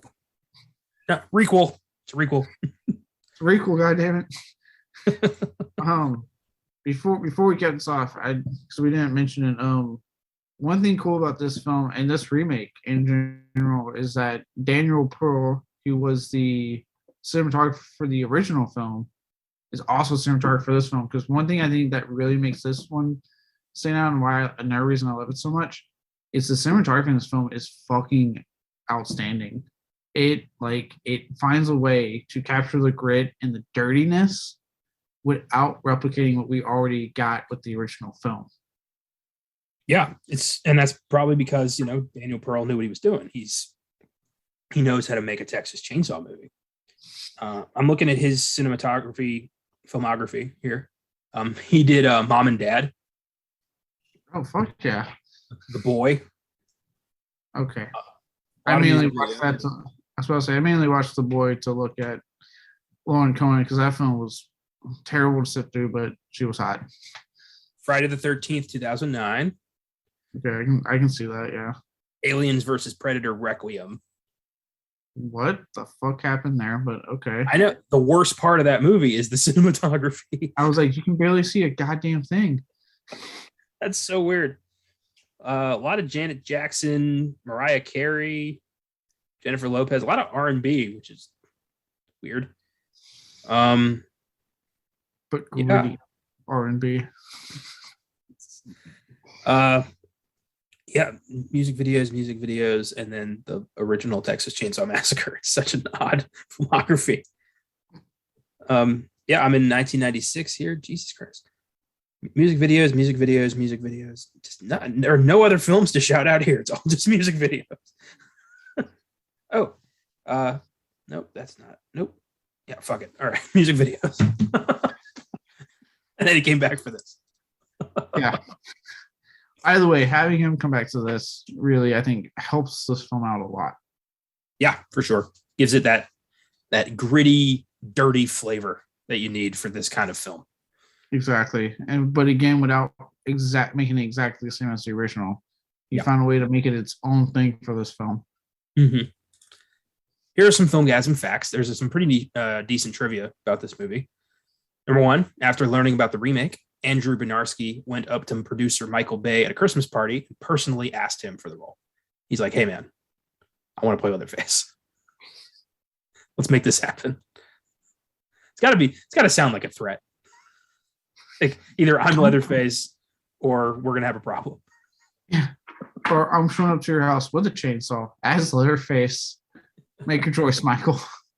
Leatherface can either show up and do the movie, or I can show up with the chainsaw of my own and make my own movie. So what's going to happen? Number two, I thought this was crazy. Dolph Lundgren was first considered to play Leatherface. I don't know if that would have worked. Yeah, I know he's a huge man, but also I feel like that would be too distracting because it's Dolph Lundgren. Well, I thought, yeah, like be like Arnold Schwarzenegger playing Leatherface. Like, yeah, he's big and imposing, but that's the fucking Terminator. Yeah. I'd be sitting there going, the Leatherface-inator. Every time he swings a chainsaw, you just hear like, wow, like involuntarily. What if he's like, I have to talk, but I have to make puns? Like in Batman and Robin. So he just keeps making Texas Chainsaw puns. So he like Jessica Biel takes a swing at him and he's like, I saw that, and goes at him. I don't know. It's terrible. But Dolph Lundgren turned him down so he could spend more time with his family. So he's like, I'd rather be with my family than be Leatherface. I mean, I can't. It's a pretty good reason. I can't really fault Dolph Lundgren. He seems like a pretty good dude, so it doesn't surprise me that's why he turned down. You know, he's got like 2 master's degrees in like biology and He's engineering. He's a genius. Yeah, I learned that when I watched Expendables 2, and there was like that whole thing where his character kept spouting off like science stuff, and I was like, "What the fuck?" And I was telling them like, "No, they did that because he actually has 2 masters in that field, so he was legit knowing what he was talking about." Awesome, love that. Number 3, in 2002, Marilyn Manson was announced as the composer for this project. He was going to do the score. He later had to bow out due to conflicting schedules, but Marilyn Manson could have done the score for this movie. Yeah. There was a period around the early 2000s where his name was cropping up a lot for like scoring films, because it was like kind of like his heyday area was kind of dying down music wise. But I mean, he was still pumping out CDs, still touring at the time. So it was always like a conflict where it was like, yeah, I'm in this movie, and then he'd turn around and be like, I'm actually working on a new CD. Well, the score ended up going to Steve Jablonsky, who works with Michael Bay quite a lot. He also did the score for the Nightmare on Elm Street remake. Okay. Something about Jablonsky just makes me laugh. I feel like you have to say like Steve Jablonsky. You have to really emphasize Jablonsky. I first read it as Steve Jabroni, but that's not accurate. It's your boy, Steve Jabroni.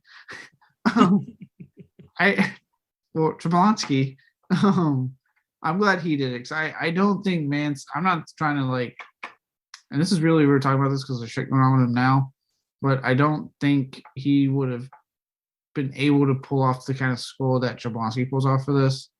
I think, and again, I think it would have been a case of distraction, where it's like, you're trying to watch section also and composed by Marilyn Manson. You're like, what the fuck?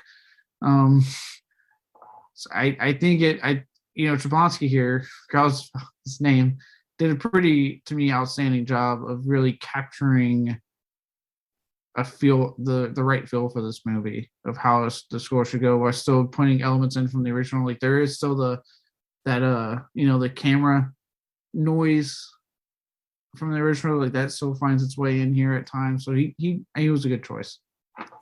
Yeah, he pulled it off. And number 4, I thought this was just unnecessary. Film critic Roger Ebert gave this film a rare 0 stars rating. I would also like to point out he gave Speed 2 Cruise Control 3 stars. Well, go fuck yourself, Roger Ebert. God, you fucking tool bag. Roger Ebert, show me on the teddy bear where Texas Chainsaw Massacre 2003 hurts you. Mike, let's see if we can find his review. I'm curious. I want to know, what did you think, Raj? Yeah, because Raj, I want to let you know I'm on the complete opposite end of the spectrum. I know.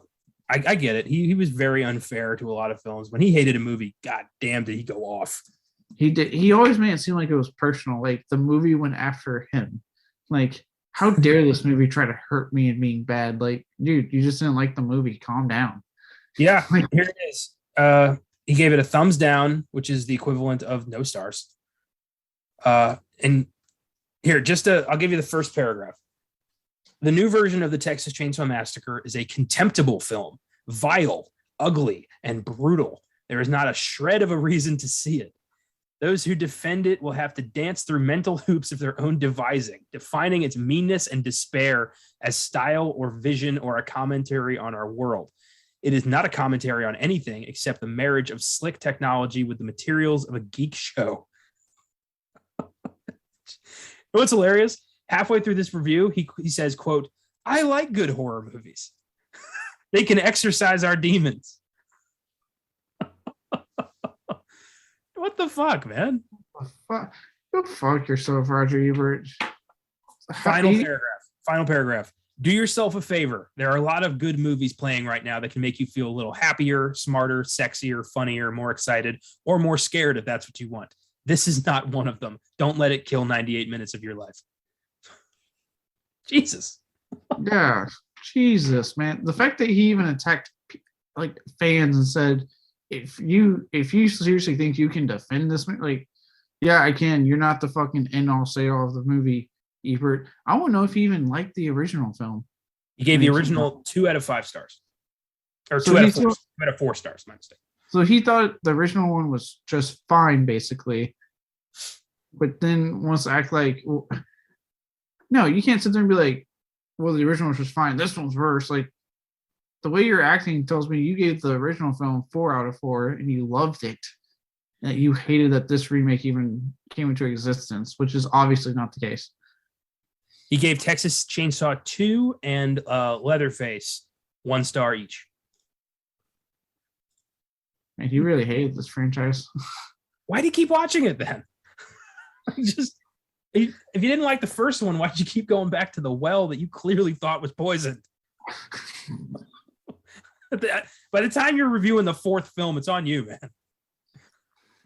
Because he had the ego. He had the thought that I am the authority on what you should or should not see. Like, he was that kind of critic. Like, let's just be honest. Like, to him, it wasn't a matter of like, the only critics I respect the ones that are like, look, this is just my opinion. Make your own. So go see the film. This is just what I thought of it and why I didn't like what I like or not, or like what what I didn't like, what I did like, and all that good stuff. That's fine. You're just saying you're up for being something like this is just my opinion. But he was of those critics, and to me, he's probably the biggest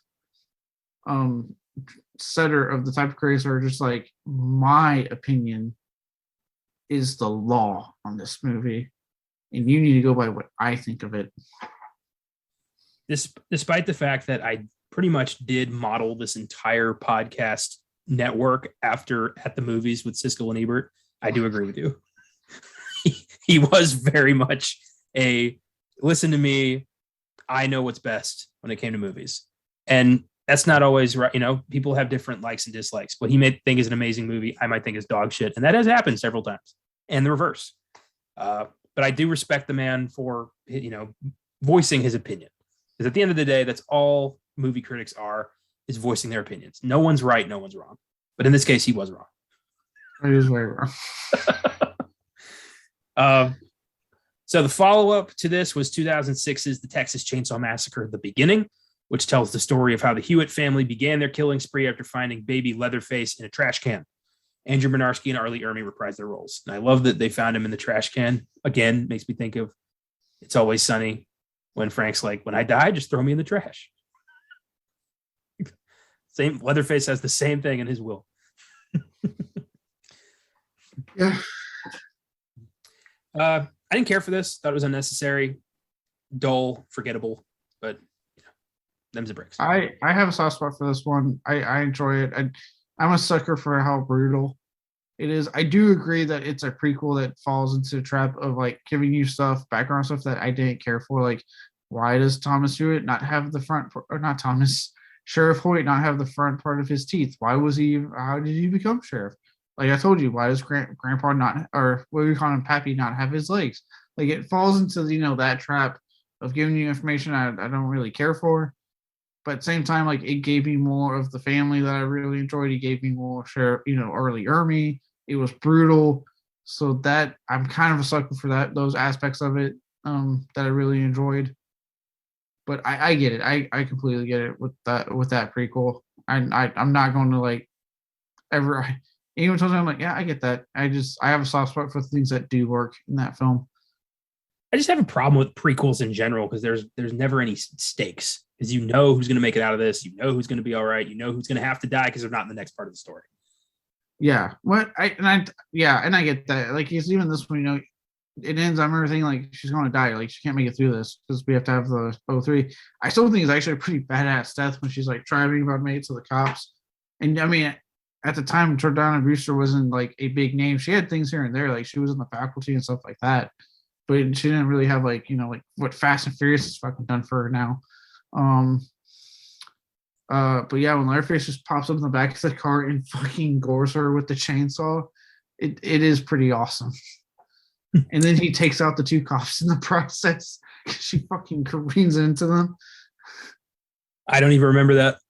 I don't remember. I did not care for the movie so much. Like, it just didn't stay in my head. So sorry.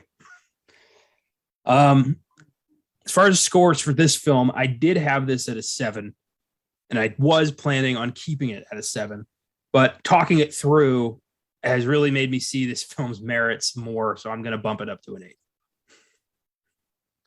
Is this like the first time I've done that for you? It might be. Yeah. Holy shit. I've done it for you at least once. I know I did that for you with Pig. Yeah, you did. Yeah. It's rare. It doesn't happen often, but we do it to each other sometimes. Yeah, I'm very happy. So I do love this film. I know because I always look when I do these films if I fear or not to see if I need to write a review for the episode. And mine was up there. And I was like, I don't need to write a review. And but I will say also, I have it at an 8 right now. I want to bump mine up to a 9 because with that said, I know you're thinking like, well, what about the original? Original's a fucking 10 out of 10 film. That's not going to change anytime soon. It's a 10 out of 10 film anyway. So it's don't worry, guys, still cool the original. But I do think that like this is a remake with so much that hits more than it misses. And like I said, it started with the fact that it was approached with people that knew to approach it the right way. They wanted to at least make a good movie. And I think it works. A lot of stuff just came into place to make this film work. I like how they were flipping stuff around so it wasn't the same movie. There was nice callbacks, like I said, like that dinner scene that I actually caught this time when I was like, okay, I see what you guys did there. And I stand by like my love for this film. I've loved it since I was a teenager. I love it to this day. 9 out of 10 for me. Yeah, that's awesome. I think this is the original and this one are a excellent double feature. And I like when a remake has that likability. So well done. I'll be sure to update those reviews. Well, thanks for listening, everybody. This was a blast. If you like the show, you can always follow us on our socials, Facebook, Instagram, Twitter, Filmgazm Productions. You can email us at filmgazm@gmail.com or send us a message to the socials if you want to send us feedback or suggestions. You can always check out the website, filmgazm.com, where we have everything we do. If you want to support us, you can click on your support this podcast on your preferred provider. And thanks for anything you want to give us. We appreciate it. Next week is a super special episode because it is the first episode in the entire history of this show that I will not be involved with at all. That's because Oscar Sunday host Austin Johnson's two older brothers, Adam and Jeremy Johnson, will be taking over hosting duties next week with a look into one of their favorite movies, 1994's D2, The Mighty Ducks, the sequel to the Emilio Estevez cult classic Pee Wee hockey movie. I'm very excited to see what they bring to the show, and not gonna lie, it'll be nice to get my first break in almost 3 years. Hopefully we can do more of these going forward, some test episodes with people who aren't me, talking about movies. Filmgazm, this particular podcast has kind of evolved into that, and I'm excited to give people an opportunity to do the show themselves. Oh yeah, definitely. It would just be nice, like, to always, because I know now all of us have like run our own show, so it's like having that break is nice. I know, like I was talking before we recorded, there's some Beyond the Bad Ups. I'm not going to remember them now, but that will be recorded early. So in a way, I'll be giving us 2 weeks essentially of not having to worry about Beyond the Bad recordings because they'll be done earlier than anticipated. So stay tuned for when those episodes come out. So yeah, it's nice being able to kind of get it down to where we can find ways to get ourselves some breaks. Because obviously there's stuff I like to do outside of the podcast. There's like a growing stack of video games I want to play. There's movies I like to watch that aren't always strictly tied to the podcast, so on and so forth. Books I'd like to read, things like that. So it'll be nice. Yeah. Finding time outside the show to do other stuff is getting really fucking hard, but we're making it work. And hopefully the more people we bring into this, the more chances we have to take a bit of a break. Adam and Jeremy recorded this episode weeks ago, so I've had it in the on the back burner for quite some time. I'm excited to listen to it and excited for you guys to hear it. Don't miss Texas Chainsaw: The Next Generation on Fridays Beyond the Bad, a Best Picture showdown on 12 Years a Slave on Oscar Sunday, and a look into Uncharted and the new Texas Chainsaw Massacre on Monday's sneak preview. Looking like a good week. In the meantime, if you're driving through the back roads of Texas, don't dip below 70. Don't pick up any hitchhikers. Stay the hell away from any farmhouses and keep watching movies.